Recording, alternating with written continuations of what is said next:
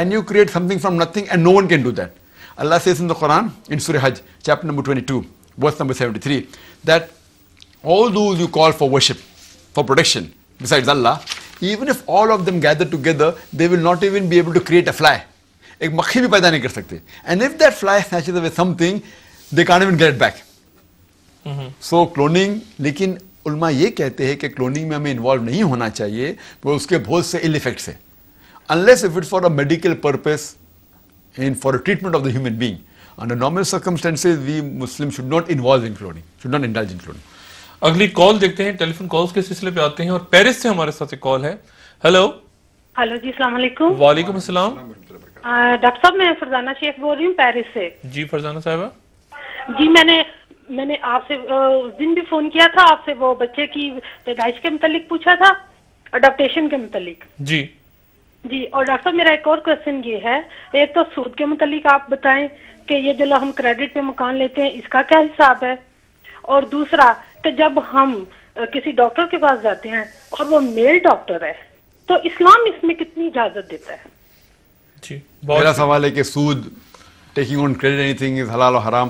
Any thing to do with سود، لینا دینا یا وٹنس کرنا، کئی حدیث میں کئی قرآن کی آیت میں کہ حرام ہے. کم از کم 8 جگہ لکھا ہوا ہے قرآن میں سود کے بارے میں، اور سورہ بقرہ سورہ نمبر 2 آیت نمبر 278 میں اللہ تعالیٰ کلیئرلی کہتے ہیں کہ اینی ون ہو انڈلجز ان ربا، سود میں کوئی بھی اگر کوئی بھاگیداری ہے، اللہ اور رسول اعلان جنگ کرتے ہیں. اللہ اینڈ رسول ول ویج اے وار اگینسٹ دیم. تو سود in any kind is haram, whether it be for buying a flat, whether it be involved in insurance, or whether you take anything on credit. Anything to do with sud is haram.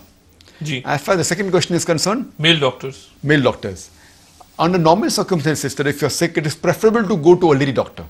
But if you know there is a specialist, maybe a heart specialist, and you have a heart problem, and you know that the male doctor is better, then under these conditions, as a last resort, you can very well go. There are 2 exceptions which are there in hijab. Like normally Allah says in the Quran, in Surah Nur, chapter number 24, verse number 31, that say to the believing woman that she should lower her gaze and guard her modesty. In the earlier verse, Allah says, in Surah Nur, chapter 24, verse 30, say to the man that when he looks at a woman, he should lower his gaze. So there are 2 exceptions where these things, there are 2 rules in which the exception is there. One is when you're going to a doctor, and if the doctor is the opposite sex, and you know he's a specialist, he's the only one who can solve a problem, then Islam gives permission. And the second is when you're going to choose a life partner, at that time you can look at the opposite sex because she's going to be a life partner in future. So these 2 are the exceptions where it's permitted. جی doctor صاحب، اسی سے related 2 باتیں میں پوچھوں گا آپ سے. اسی ہماری جو کال تھی پیرس سے، میل گائنیکولوجسٹ بھی تو ہوتے ہیں، بالکل. تو کیا ان کے پاس جانا مناسب ہے؟ It is preferable for a female gynecologist. اگر اس شہر میں فیمیل گائنیکولوجسٹ نہیں ہے اور پھر آپ میل کے پاس جاتے ہیں تو الگ بات ہے، لیکن اگر فیمیل ہے تو فیمیل کے پاس جانا چاہیے. تو ایز فار ایز گائنیکولوجسٹ کا کنسرن، الحمدللہ دنیا میں کئی لیڈیز ہے، اس کا مسئلہ نہیں ہے. لیکن باقی ڈیزیز جب ہوتے ہیں، ہارٹ کے ڈیزیز یا برین کی ڈیزیز، اس میں فیمیل بہت کم ہوتے ہیں. تو اس وقت جب فیمیل ڈاکٹرز موجود نہیں ہیں، اس فن کے ماہر، اس وقت آپ اگر میل کے پاس جاتے ہیں مجبوری میں تو بالکل جائز ہے. ڈاکٹر صاحب سود کے حوالے سے بات ایک میں پوچھنا چاہوں گا آپ سے، اور یہ بڑی امپورٹنٹ بات ہے یقیناً ہمارے ویورز کے لیے بھی. کریڈٹ کارڈ کیا حرام ہے؟ کیا یہ بھی سود کے زمرے میں آتا ہے؟ کریڈٹ کارڈ جو ہر جگہ استعمال ہو رہا ہے. کئی علماء یہ کہتے ہیں کہ آپ کریڈٹ کارڈ رکھتے ہیں اور جب تک آپ کا بینک بیلنس صحیح ہے اور آپ کریڈٹ، اور جب یہ ٹائم پیریڈ رہتا ہے 2 ہفتے میں پیسہ بھر دو یا 1 مہینے میں پیسہ بھر دو، اگر ٹائم میں بھرتے تو کریڈٹ آپ کا انٹرسٹ نہیں لاگو ہوتا ہے تو جائز ہے. میرے حساب سے کریڈٹ کارڈ بالکل حرام ہے، کیونکہ اگر آپ پیسہ لیتے ہیں اور اگر 2 ہفتے میں اگر آپ واپس نہیں کرتے اور آپ کو سود لگ گیا، اٹس ویری رسکی. سو میں یہ کہتا ہوں کہ ڈیبٹ کارڈ رکھیے. ڈیبٹ کارڈ میں کیا ہوتا ہے کہ جتنا اکاؤنٹ کے اندر آپ کا پیسہ ہے اتنا ہم خرچ کر سکتے ہیں. کریڈٹ کارڈ سے آپ کو ہوتا ہے ابھی میں خرچہ کروں گا، اگلے مہینے تنخواہ آئیں گی میں دے دوں گا، انشاءاللہ 2 ہفتے میں ہو جائے گا، اور نہیں ہوا تو حرام میں شامل ہوگا. اور اتنا بڑا حرام ہے کہ اللہ اور رسول آپ کے اوپر جنگ کریں گے. اسی لیے اگر کارڈ رکھنا چاہتے ہیں آپ تو آپ ڈیبٹ کارڈ رکھیے جس کے اندر سود کا ذرا بھی انوالومنٹ نہیں، اور آپ کا اکاؤنٹ ہونا چاہیے کرنٹ اکاؤنٹ. کئی جگہ پہ ایسا بھی ہوا ہے کہ کئی جگہ پہ اب وہ مجبور کر دیتے ہیں کہ آپ اپنا کریڈٹ کارڈ نمبر ڈالیں. کریڈٹ کارڈ نمبر نہیں ہوتا تو آگے بات ہی نہیں بڑھ رہی ہوتی. ڈیبٹ کارڈ نمبر ڈالیے. ڈیبٹ کارڈ تو اور سیف ہے الحمدللہ. اور سیف ہے. ٹھیک ہے، اگلی کال دیکھتے ہیں کس دوست کے ساتھ ہے. ہیلو ہیلو ہیلو، السلام علیکم. وعلیکم السلام. میں چودھری بشیر بول رہا ہوں فرانس سے. جی چودھری صاحب. میرا سوال یہ ہے کہ اگر ایک آدمی فوت ہو جاتا ہے, ابھی اس کی باڈی جو مردہ خانے میں ہے جی اسے نہلایا دھلایا نہیں جاتا, اور دعا فاتحہ پڑھنی شروع کر دیتی, کہتے ہیں روح تو نکل گئی ہے, دعا تو روح کے لیے ہے, تو یہ شرعی حدیث قرآن کی شرح سے یہ بتائیں یہ کیسی جائز ہے یا غلط ہے یا صحیح ہے؟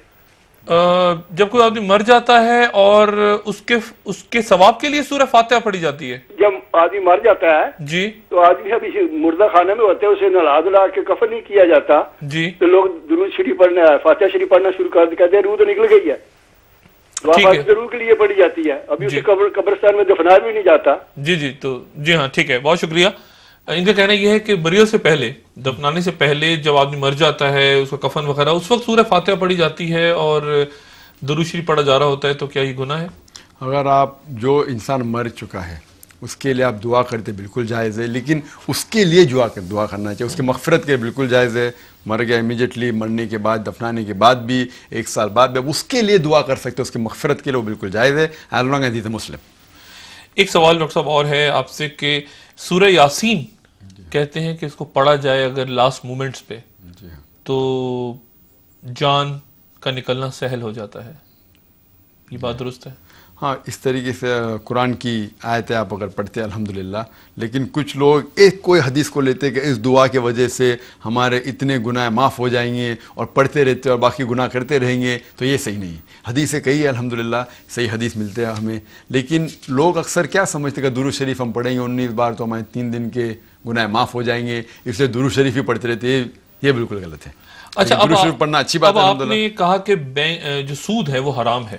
جی ہاں, اب ہر بینک میں ہی سود ہو رہا ہے اور ہر بینک میں ہی کریڈٹ کارڈ بھی بن رہے ہیں, سودی کاروبار بھی, لونز بھی, تو لوگ جو بینکوں میں کام کر رہے ہیں ان کے بارے میں پھر مذہب کیا کہتا ہے؟ بینک میں کام کرنا بھی حرام ہے. بینک میں کام کرنا حرام؟ بینک میں, کمرشل بینک کے اندر, کنونشنل بینک میں کام کرنا حرام ہے. یہ آپ نے بڑی ایک اینی اوتھینٹک اسکالرز کوئی بھی پوچھیں گے اگر سود حرام ہے, حدیث کلیئر کٹ ہے. سود لینا, دینا اور وٹنس, آپ اگر وٹنس بھی بنتے ہیں, آپ کس کا اکاؤنٹ کھولتے ہیں فکس ڈپازٹ کا, وہ بھی حرام ہے. کرنٹ اکاؤنٹ تک کے صحیح ہے. تو جو لوگ سودی بینک میں کام کرتے ہیں وہ سود کے بینک میں کام کرنا حرام ہے. ان سے جلد سے جلد اپنا جاب چینج کر کے اچھا جاب تلاش کرنا چاہیے جو حلال ہے. آپ کا ملک جو پیسہ لیتا ہے IMF سے وہ بھی سود پہ دیتا ہے واپس. جی ہاں, پوری ملک کا اکانومی ہی, اب وہ سود پہ پیسہ نہیں لے تو کام آگے نہیں چلتا.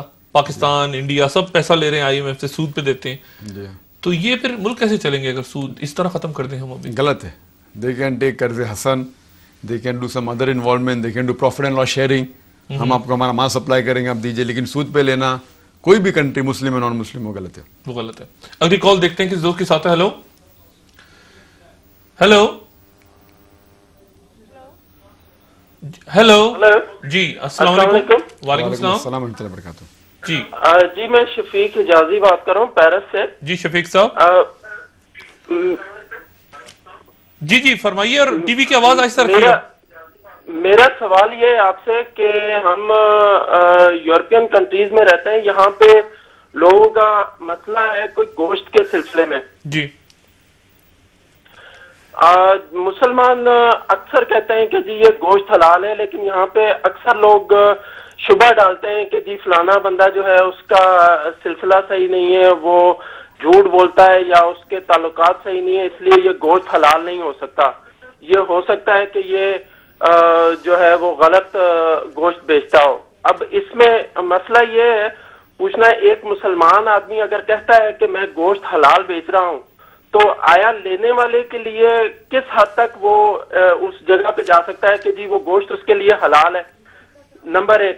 نمبر دوسرا سوال یہ ہے میرا کہ یورپین کنٹریز میں اکثر غریب ملکوں سے لوگ آئے ہوئے ہوتے ہیں جو جن کو کام کی اجازت نہیں ہوتی, لیکن وہ چوری چھپے کام کرتے ہیں, اور دوسرے جو لوگ ہیں وہ شبہات ڈالتے ہیں کہ جی آیا جو یہ پیسہ کما رہے ہیں وہ ان کے لیے جائز ہے کہ نہیں. لیکن مسئلہ اس میں یہ ہے کہ اگر وہ چوری چھپے کام نہ کریں تو وہ جئیں گے کیسے؟ تو آیا اس سلسلے میں آپ کو جواب دے سکتے ہیں؟ جی پہلا سوال بھائی صاحب کا تھا کہ اگر کوئی مسلمان گوشت بیچ رہا ہے اور وہ کہتا ہے حلال ہے تو ایک دوسرا مسلمان اسے مان کے کھا سکتا ہے. اگر کوئی مسلمان کہہ رہا ہے کہ گوشت حلال ہے اور آپ جا کے خرید رہے تو آپ کے اوپر کوئی گناہ نہیں. انلیس اگر آپ کو خصوصاً علم ہے کہ یہ مسلمان جھوٹ بول رہا ہے, آپ کے پاس ثبوت ہے, پھر آپ اس کے